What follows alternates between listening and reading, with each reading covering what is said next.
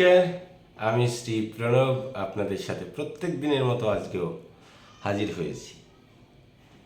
তো আমাদের 24 ঘন্টায় একদিন, এর আগেও আমি বলেছিলাম যে সময় আমরা কিভাবে নষ্ট করি, সময় কিভাবে আমরা ব্যবহার করব, সেটা কিন্তু নির্ভর করে আমাদের উপরে। আমরা এই সময়টাকে অতিবাহিত করতে দেই, অতিবাহিত হতে চোখে দেখি, কিন্তু আমরা সেই সময়কে কাজে লাগাই না। ফলে আমরা বিভিন্ন কাজ থেকে বঞ্চিত থাকি, আমরা পরে শেষে ভাগ্যকে দোষারোপ করি। আসলে আমরা যদি 24 ঘন্টায় একদিন ধরি, তাহলে আমরা যদি 8 ঘন্টা ঘুমাই, 8 ঘন্টা কাজ করি, একটা মানুষের 8 ঘন্টা কাজ যথেষ্ট বেঁচে থাকবার জন্য, আর 8 ঘন্টা ঘুম যথেষ্ট সুস্থ থাকবার জন্য। তাহলে 24 ঘন্টার 16 ঘন্টা চলে গেল, 8 ঘন্টা থেকে গেল। আমার স্নান করতে 20 মিনিট, দিনে 3 বার খেতে 40 মিনিট, 1 ঘন্টা গেল। আরও 7 ঘন্টা সময় থাকে। 1 ঘন্টা সময় ব্রাশ ইত্যাদি ইত্যাদি, শেভিং বা নিজের সাজাগোজার জন্য। আরও 6 ঘন্টা সময় থাকলো। আমরা 1 ঘন্টা সময় যদি চায়ের দোকানে আড্ডা মারি প্রতিদিন, তাও আরও 5 ঘন্টা সময় থাকলো। তো আমরা অন্যান্য কাজও যদি আরও 2 ঘন্টা করি, বাজার ঘাট ইত্যাদি ইত্যাদি, তাহলেও আমাদের 3 ঘন্টা সময় থাকলো। আমরা যদি আরও এক্সেস সময় পরিবারের সঙ্গে দিয়ে থাকি 2 ঘন্টা সময়, তাও আমাদের প্রত্যহ 1 ঘন্টা সময় হাতে কিন্তু থাকে। এই সময়টা আমরা কোনোভাবেই অপচয় করতে পারি না বা কাজে লাগাতে পারি না। হয়তো বিভিন্ন কারণে আমরা এই সময়টাকে নষ্ট করে ফেলি। তা আমরা আজকে দেশের জন্য ভাবছি, যারা যারা রাষ্ট্রবাদী মানুষ, তারা দেশের চিন্তা করছেন, দশের চিন্তা করছেন, সমাজের চিন্তা করছেন। যারা শুভাকাঙ্ক্ষী, সমাজের মানুষের কথা চিন্তা করেন, যারা সমাজটাকে চিন্তা করেন, যারা আগামী প্রজন্মের কথা ভাবেন, তারা নিশ্চিত এই 1 ঘন্টা সময়কে কোনো না কোনোভাবে তারা সমাজের জন্য ব্যয় করছেন, দেশের জন্য ব্যয় করছেন, সমাজের মানুষের জন্য, সমাজ সুস্থতার জন্য ব্যয় করছেন। এখন কথা হলো যে আমরা ঈশ্বর চিন্তা, আমাদের প্রত্যেকেরই নিজের জীবনকে সুস্থ রাখবার জন্য আমাদের কিন্তু ঈশ্বরের উপর একটা ভরসা, আশা রাখা উচিত।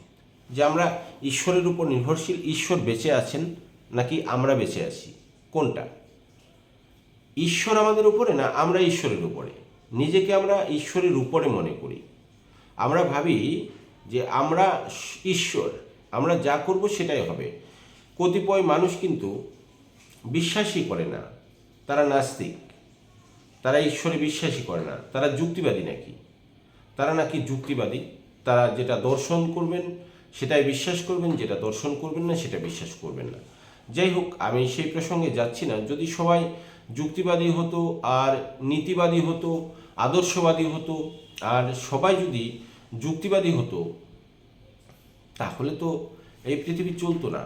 আমরা কিছু অন্ধবিশ্বাস করি, বা আমরা কিছু যেখানে শেষ হয়ে যায়, যখন আমরা আর পারি না, তখন একটা শক্তিকে বিশ্বাস করি। আমাদের যে হিন্দু রীতিনীতি, আমাদের যে সনাতন রীতিনীতি, আমাদের সনাতন রীতিনীতি শেখায় সংস্কার সংস্কৃতি। আমাদের রীতিনীতি শেখায় যে অতীতকে বহন করে চলা এবং ভবিষ্যৎকে আরও বেশি অগ্রগতির দিকে এগিয়ে নিয়ে যাওয়া। তা আমাদের গুরুজন, আমাদের জ্ঞানীজন, সাধুজন, সজ্জন, মুনি ঋষি যারা ছিলেন, তারা আমাদের পথ প্রদর্শক ছিলেন।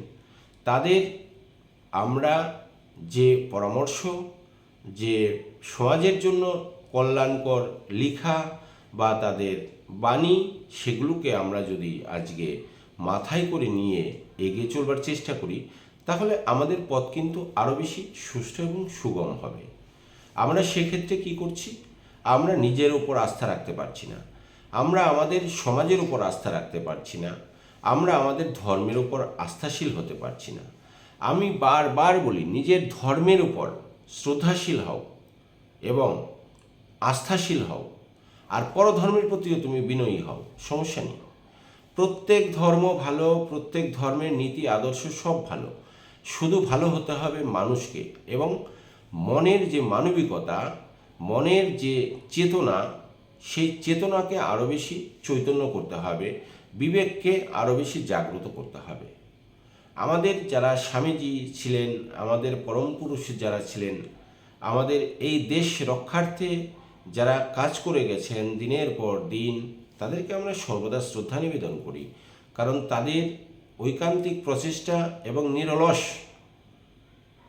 মানে এই নিজের কোনো রকম সুখ শান্তি সমৃদ্ধি না দেখে তারা আমাদের জন্য, আগামী প্রজন্মের জন্য, এই যে 100 প্রজন্ম আরও আগামী দিনে আসবে, সমস্ত প্রজন্মের সুখ শান্তির কথা কিন্তু তারা সেই দিন বসে ভেবেছিলেন। আর ভেবেছিলেন বলেই কিন্তু আমরা এই সুন্দর পৃথিবীটা আজও আমরা সুন্দর দেখতে পাচ্ছি। আমরা এক সুন্দর ভারতবর্ষ দেখতে পাচ্ছি। আমরা এই সুন্দর ভারতবর্ষে আজকে সুন্দরভাবে চলতে পারছি। আজকে কথা বলার স্বাধীনতা রয়েছে, সমস্ত কিছু রয়েছে। আমাদের রাষ্ট্রের নীতি আদর্শ সর্বজন বিদিত। বিশ্বের কাছে যিনি আজকে শ্রেষ্ঠ, আজকে বিশ্বের দরবারে ভারতবর্ষ শ্রেষ্ঠ আসন নিয়েছে এবং সর্বদা থাকবে। তো সেই ভারতবর্ষে জন্মগ্রহণ করে আমরা যদি ঈশ্বরবাদী না হই, ঈশ্বরে বিশ্বাস না থাকে, আমরা যদি নিজের উপর বিশ্বাস না রাখতে পারি, আমরা তাহলে বিশ্বাসটা রাখবো কার উপরে? আমরা কার উপরে বিশ্বাস রাখবো? আর আমাদের বিশ্বাসই হচ্ছে একটা আমাদের আধার পথ চলার। এই পথ চলার যে একটা নীতি, পথ চলার যে প্রত্যেকটা জিনিসেরই তো একটা সিস্টেম থাকে। যেমন সমুদ্রে চলতে গেলে কম্পাসের প্রয়োজন হয় দিক নির্ণয়ের জন্য, সেরকম আমাদের কিন্তু এই মানব সমাজে সুস্থভাবে বাঁচতে গেলে, সুস্থভাবে চলতে গেলে আমাদের দিক নির্দেশের জন্য গুণীজন, জ্ঞানীজন, সাধুজন, সজ্জন যারা আছেন, বয়স্ক, প্রবীণ এবং যারা সুবুদ্ধি সর্বদা দিয়ে থাকেন, ছোটদেরকে অনেক বেশি পরামর্শ দিয়ে থাকেন, যিনি সর্বদা সমাজের জন্য কাজ করে গেছেন এবং কাজ করে যাচ্ছেন আজও, তাদের সকলকে আমাদের তরফ থেকে, আমার তরফ থেকে বিশেষত আমি শ্রদ্ধা জ্ঞাপন করি এবং তাদের প্রতি আমি বিনম্র প্রণাম সর্বদা রাখি। কারণ তাদের যে পথ, তাদের যে চেষ্টা, সেই চেষ্টাই কিন্তু আজকের এই ভারতবর্ষ। এই ভারতবর্ষে জন্মগ্রহণ করে আমরা যদি সুখী না থাকতে পারি, আমরা যদি শান্তিতে না থাকতে পারি, আমরা যদি ঈশ্বরের উপর বিশ্বাস না রাখতে পারি, তাহলে তো আমাদের এই মানবজন্ম বৃথা। আমাদের মানবজন্ম বৃথা। যেই ভারতে, যে ভারতে সমস্ত জ্ঞানী, গুণীজন, সাধুজন, সজ্জন জন্মগ্রহণ করেছেন, যাদেরকে আজকে সারা বিশ্ব মানে সুন্দর চোখে দেখছেন, তারা আমাদের নীতি আদর্শকে গ্রহণ করবার জন্য অপেক্ষা করে রয়েছেন, অপেক্ষামান থাকবেন সারা জীবন। কারণ আমাদের যে শাস্ত্রাদি, সেই শাস্ত্রাদির মধ্যে যা কিছু রয়েছে আধ্যাত্মিকতা, সেই আধ্যাত্মিকতার যে পূর্ণ নির্যাস, সেটা যারা বুঝতে পেরেছেন, তারা নিশ্চিতভাবে আমাদের এই সনাতনে তারা কিন্তু অনেক বেশি রসদ অর্জন করতে পারবেন এবং সুস্থ জীবনযাপন করতে পারবেন, এটা আমরা নিশ্চিন্তে বলতে পারি। তো যাই হোক, আমাদের মূল প্রসঙ্গ ছিল এই যে 24 ঘন্টা সময়কে আমরা কিভাবে কাটাবো, কিভাবে সময়টাকে বের করব। আমরা বিভিন্ন রকম অজুহাত দিয়ে থাকি, সেই অজুহাত থেকে সবার আগে আমাদের বেরিয়ে আসতে হবে। কারণ হচ্ছে আমরা অজুহাত, এই যে শব্দটা রয়েছে, এই অজুহাত আমাদের তৃতীয় হাত, এই তৃতীয় হাতটাকে ছেটে ফেলতে হবে। কারণ 24 ঘন্টার মধ্যে আমরা দেখছি যে ম্যাক্সিমাম 20 ঘন্টা আমাদের কাজে লাগে, 22 ঘন্টা কাজে লাগে, আর 2 ঘন্টার সময় কিন্তু আমরা অপব্যবহার করি। সেই অপব্যবহারের সময়টুকু আমরা যদি সমাজের হয়ে কাজ করি, সমাজের জন্য কাজ করি, দেশের জন্য কাজ করি, দেশ কিন্তু আরও বেশি শক্তিশালী হবে আর সমাজ হবে অনেক বেশি প্রাণবন্ত। আমাদের ঈশ্বরের জন্য, আমাদের নিজের বেঁচে থাকবার জন্য, আমাদের শরীরের যে প্রাণায়াম, সুস্থতা, কারণ একটা দেশ তখন বেশি শক্তিশালী হবে যখন সেই দেশের মানুষ অনেক বেশি সুস্থ থাকবে। তো আমাদের শক্তিশালী হতে হবে, তবে হবে শক্তিশালী ভারত, আরও বেশি শক্তিশালী ভারত। আমাদের নবপ্রজন্ম, যুব প্রজন্ম যারা রয়েছে, তাদেরকে আরও বেশি শক্তিশালী হতে হবে, সুস্থ থাকতে হবে, তবে হবে আমাদের নতুন ভারত আরও।